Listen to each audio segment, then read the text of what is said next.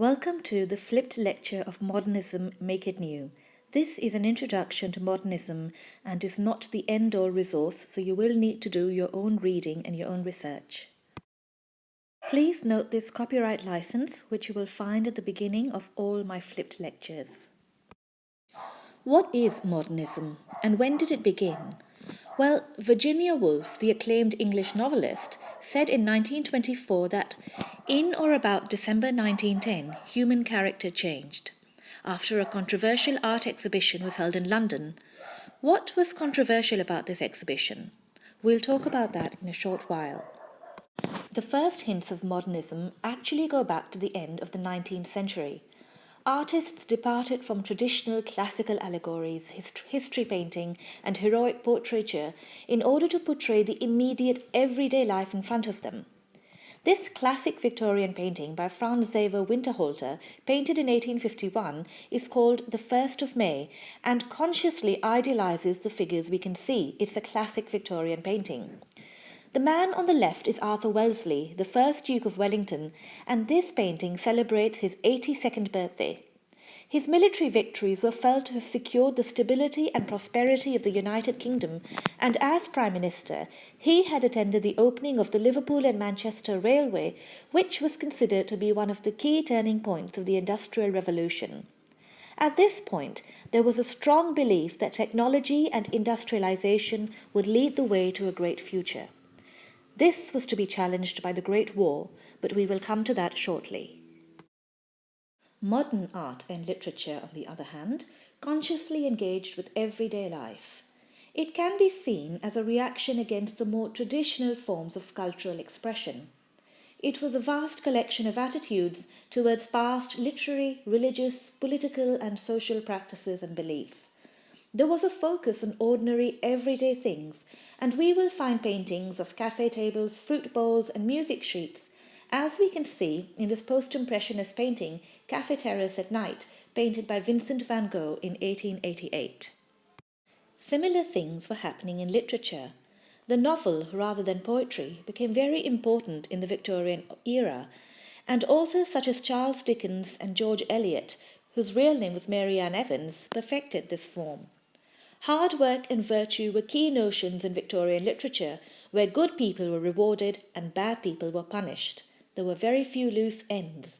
In fact, the familiar story structure we now see in Hollywood films was arguably set down during Victorian times, the familiar progression from beginning to middle to end. In Great Expectations by Charles Dickens, for example, Pip is eventually rewarded for his kindness to the convict he meets early in the text. In this way, Victorian literature is rather didactic and teaches us moral lessons. Let's also have a brief look at the Victorian writing style. Dickens writes in Oliver Twist, "At that moment there walked into the room, supporting himself by a thick stick, a stout gentleman, rather lame in one leg, who was dressed in a blue coat, striped waistcoat, nankeen breeches and gaiters, and a broad-brimmed white hat with the sides turned up with green." Notice the descriptive detail in this sentence. In modernist literature, on the other hand, writers start to become more self-conscious about their works, what it means to be writing, and what it means to choose a certain form over another. But they go much further than this. They create art and literature that are really designed to ponder and reflect on their own position as works of art, known as art for art's sake. A philosophy that the only true art is separate and divorced from any didactic, moral, or practical function. This is in stark contrast to Victorian literature. The unreliable narrator supplanted the omniscient, trustworthy narrator of the preceding centuries, and readers are forced to question even the most basic assumptions about how the novel should operate. Virginia Woolf writes in Mrs. Dalloway, "What a lark, what a plunge! For so it always seemed to me when, with a little squeak of the hinges, which I can hear now, I burst open the French windows and plunged at bottom into the open air. How fresh, how calm, stiller than this, of course, the air was in the early morning, like the flap of a wave, the kiss of a wave, chill and sharp, and yet, for a girl of 18 as I then was, solemn, feeling as I did, standing there at the open window, that something awful was about to happen." By voicing their internal feelings, the writer gives freedom to the characters to travel back and forth in time.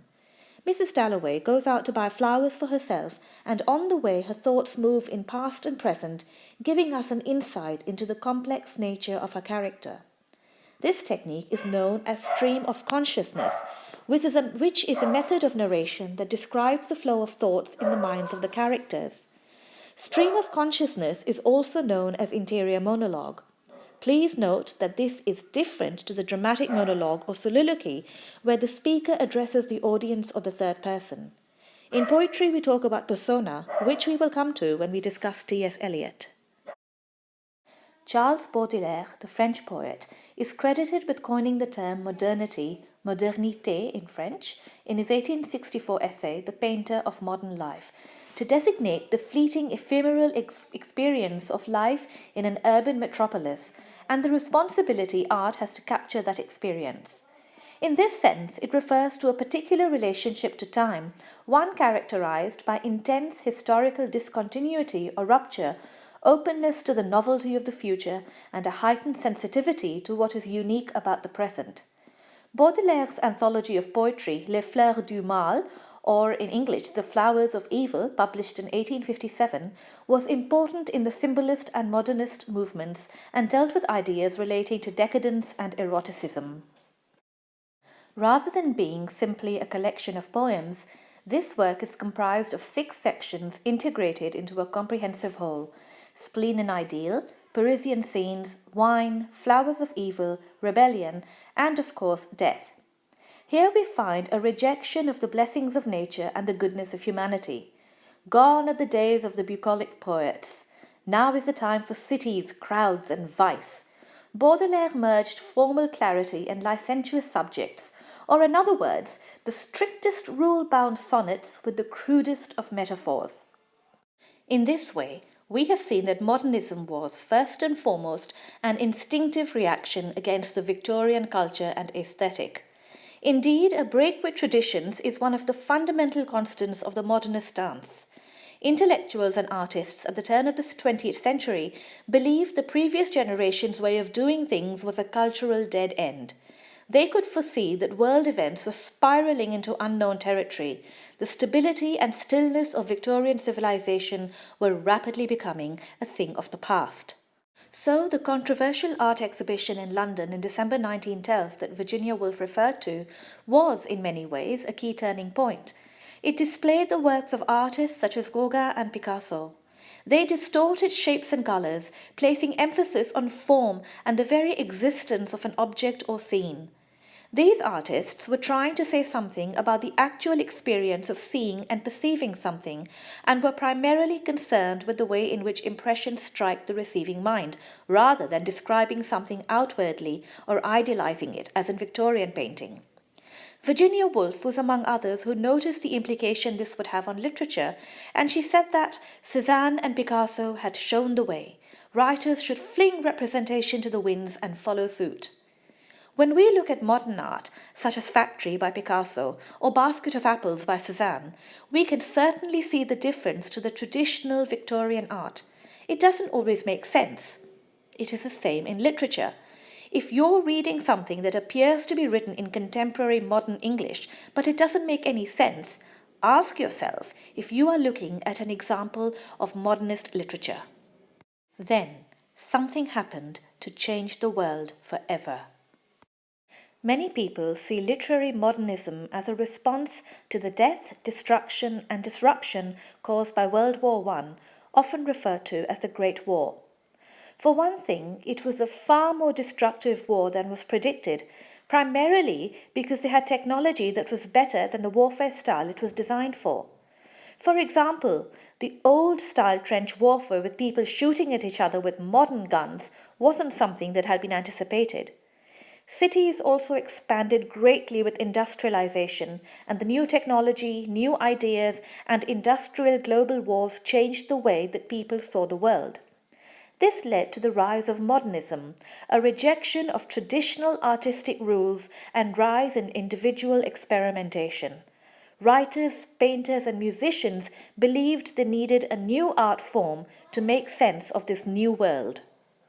The modern condition, or modernity, may in this way be seen as the urbanized life lived in the Western world and its results. The experiences of most people in the West have been conditioned by a hierarchical class system in an urban environment. The growth of urban and suburban life since the 18th century has produced rises in prosperity, literacy, the popular media, longevity, personal political power or rights, and the quality and accessibility of technology and services such as education and health. It has also resulted in overcrowding, pollution, waste production, new diseases, loneliness, and mental illnesses such as depression. It has also been held responsible for a rise in alienation. Alienation is a situation where people feel divorced from the life around them.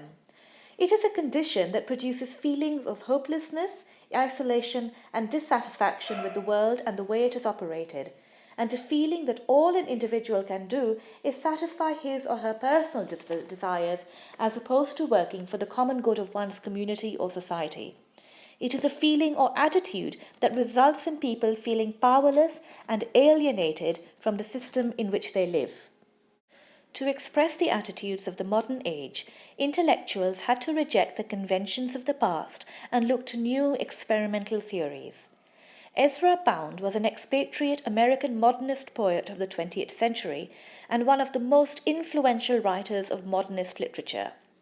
He captured the attitude of this movement with his famous slogan, "Make it new." His contribution to poetry began with his development of Imagism, a literary movement derived from classical Chinese and Japanese poetry instead of the traditional European classics. Imagist poetry stressed clarity, precision of imagery, and economy of language, and Pound wanted to boil language down to its absolute essence. Imagist poetry was also noted for its free verse, which is a lack of consistent meter or rhyming pattern. This was a sharp contrast to the flowery, strictly regulated poetry of the late 19th century. It is interesting to note that Ezra Pound was a supporter of Mussolini, part of the Axis powers during World War II. Later, he was incarcerated in a psychiatric hospital. In his poem A Pact, published in 1913, Ezra Pound expresses his own parental pains in growing up, not as a person but as an artist. He says that we almost inevitably end up feeling at least a little animosity towards our parents for some reason. Let's read the poem. I make truce with you, Walt Whitman. I have detested you long enough.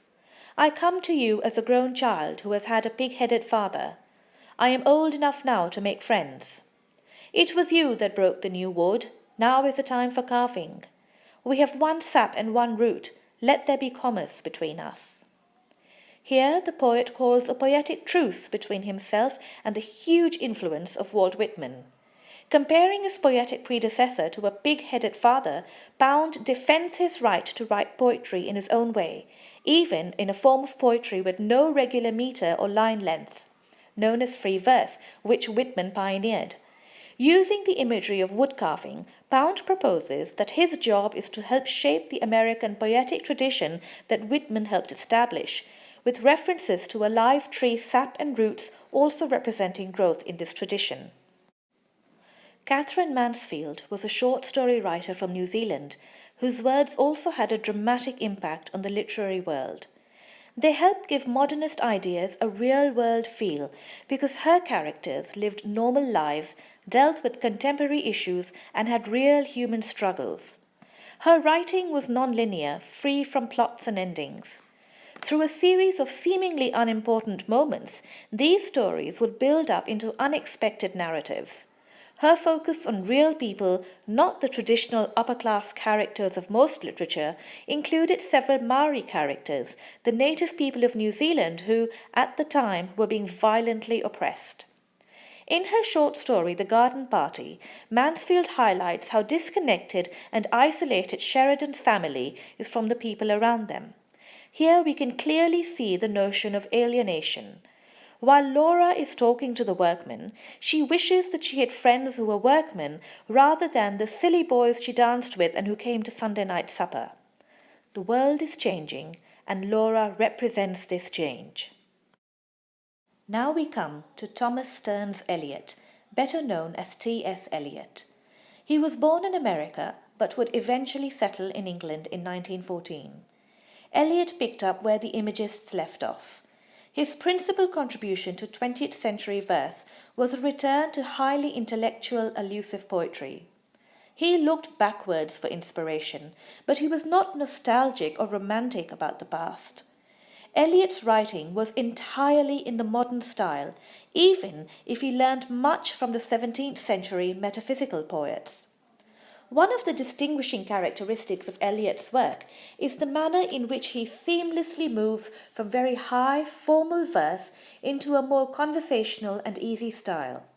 Yet, even when his poetic voice sounds very colloquial, there is a current underneath which hides secondary meanings. It is this layering of meanings and contrasting of styles that mark modernist poetry in general and T.S. Eliot in particular. Eliot can be called the pioneer of the ironic modern poetry, where deceptive appearances hide difficult truths. In 1915, Eliot published The Love Song of J. Alfred Prufrock, which is a meditative monologue of a persona, presumably J. Alfred Prufrock, although we're never actually told that. It is written in free verse and filled with disjointed but striking images about an aging man wandering a city. In this poem, Eliot says, "I've measured out my life in coffee spoons." This poem is about looking back and assessing life, but using a rather inadequate tool to do so. It gives a sense of a mundane existence and an unremarkable life, but it is also a rather beautiful line of poetry, using beautiful imagery to describe a common everyday item. We find this recurring in much of Eliot's poetry, the elevation of the normal or dilapidated through beautiful language. The plot is thus non-linear, and we only get the persona's thoughts as he goes.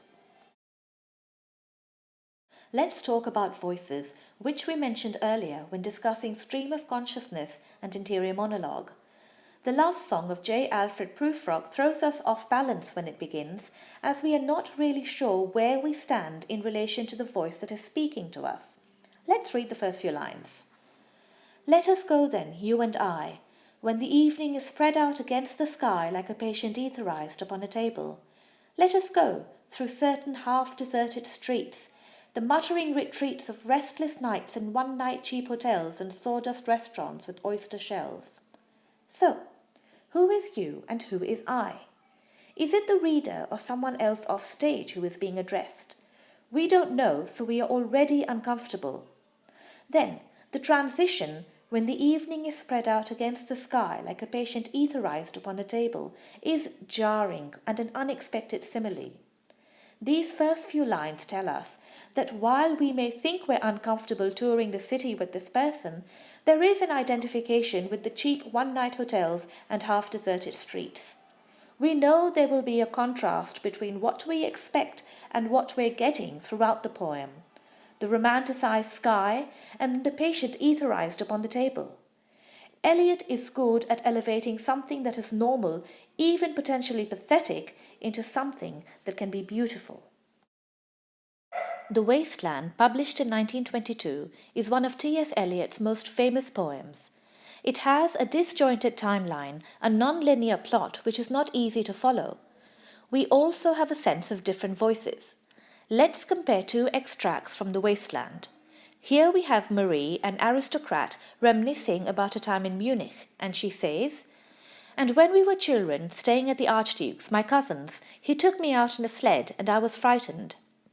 Contrast this with these lines, where there are two women talking in a bar as the bartender is announcing closing time. "When Lil's husband got demobbed, I said, I didn't mince my words, I said to her myself, 'Hurry up, please, it's time. Now Albert's coming back, make yourself a bit smart.'" This second extract is a different persona to the first, and yet there is no indication that these are different people. In earlier poetry, there is a distinct persona who guides us through the poem. In Eliot's poems, we get a sense of distinct people whom we meet and who talk to us. Another feature of The Wasteland is the juxtaposition of the past and the present. Let's look at these lines. "The time is now propitious. As he guesses, the meal is ended, she is bored and tired. endeavours to engage her in caresses which still are unreproved if undesired. This scene is narrated by Tiresias, the ancient Greek prophet, so we have here a classical allusion used in an untraditional manner as he is presenting a modern seduction scene with a typist and his lover. This kind of juxtaposition can reinforce or offer ironic commentary or both at the same time. Eliot alludes to several other literary texts in the poem as well. In this way, in Eliot's poems, we see all the features that define modernism, such as the incongruent personas, the juxtaposition of the past and the present, multitudinous allusions, an occupation with self and inwardness, the loss of traditional structures to buttress the ego against shocking realities, and a fluid nature to truth and knowledge. There are many other characteristics of modernist poetry as well, of course. A disjointed text that becomes a collection of various individual things, as Eliot is saying in The Wasteland, is perhaps a way to restart or regenerate literature in English and make it new again and better. Eliot won the Nobel Prize in Literature in 1948. You may find it interesting to know that Eliot married a secretary who was 36 years his junior. She passed away only recently in 2012. So, here we have an introduction to modernism and some of its key players. There are many more, however, and I recommend you read up on Samuel Beckett, James Joyce, D.H. Lawrence, W.B. Yeats, Gertrude Stein, F. Scott Fitzgerald, and others. Remember that writers who adopted the modern point of view often did so quite deliberately and self-consciously. Indeed, a central preoccupation of modernism is with the inner self and consciousness. In contrast to romantic ideologies, the modernist cares rather little for nature, being, or the overarching structures of history. Instead of progress and growth, the modernist intellectuals see decay and a growing alienation of the individual.